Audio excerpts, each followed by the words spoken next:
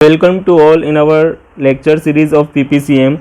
In our previous lecture, we have seen definition of tender, elements of documents under tender, types of tender. Now we have seen the types of contracts. We already know in contracts we have done agreement between the contractor and the client. So there are many types of contracts. So we see one by one.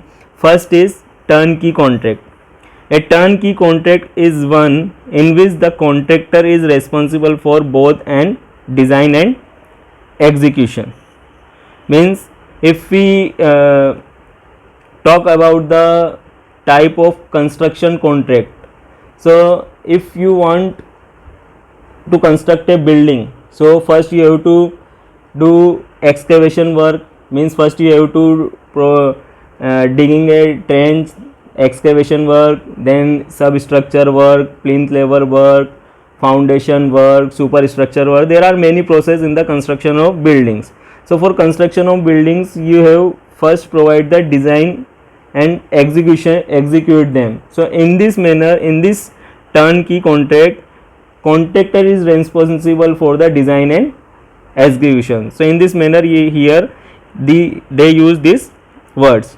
The owner obviously still provides the functional requirements and approves the design and drawing. Means contractor came with drawings and the client choose the drawings, this is good or not.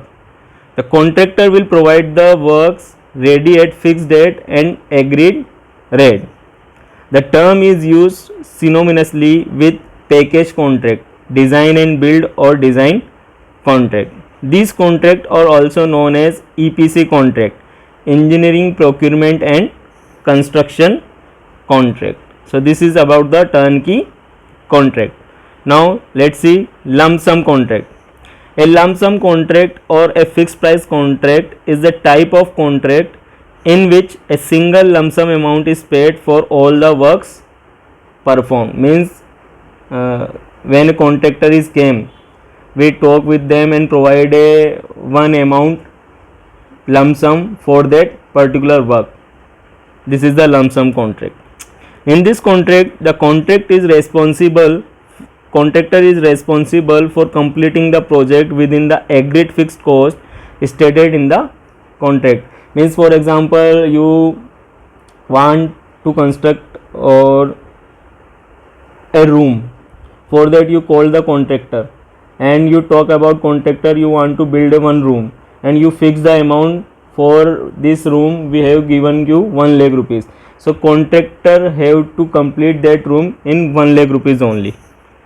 This contract is normally used in the construction industry to reduce design and contract administration cost. This contract is simple to administer and most suited for simple and small projects where the project is already well defined and changes are unlikely. Okay, so these are about the lump sum contract. Now measurement contract. Measurement contract, sometimes called remeasurement or measure and value contract, can be used in situation where the design can be described in reasonable detail but the amount cannot. Measurement contracts can allow an early start on site before design is complete and they can allow changes to be made to the works relatively easily. And the last point is, for example, excavation works where the quantity of excavation required is difficult to assess until after the works have begun, or refurbishment projects where there are some uncertainties about the works that will be required. In this case, measurement contract is the best. Item rate contract. In item rate contract is also known as unit price contract or scheduled contract. A contractor undertakes the execution of work on an item rate basis.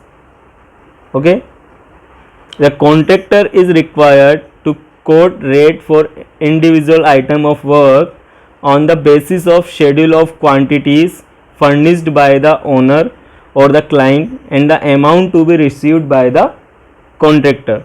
depends upon the quantities of work actually performed. Means in item rent contract we have to rate one by one for a particular product, and with the help of this rate we have to given the project to the contractor. The payment to the contractor is made on the basis of the detailed measurement of different items of work actually executed by him. You already done with quantity and estimation, so in that case what we have to do, we have to find rate for a different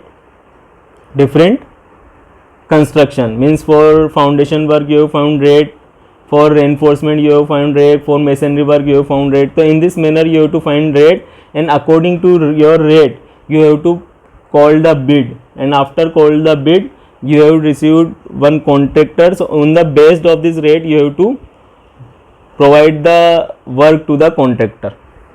Percentage rate contract means this is generally done in furniture work. Means you call and say I want this room fully furnished, and so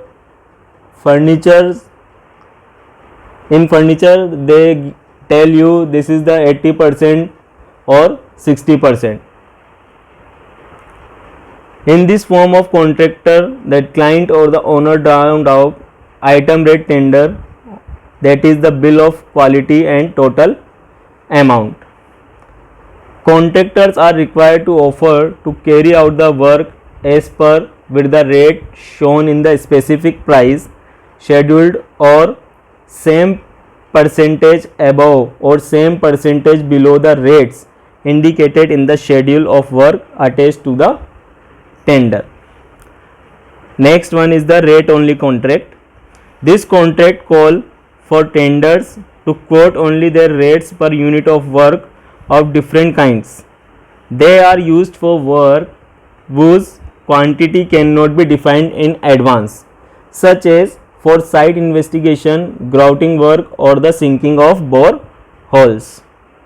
Any quantities entered in such contract will be for indicating the amount of work expected and do not form a basis of the contract. And the last one is cost plus contract.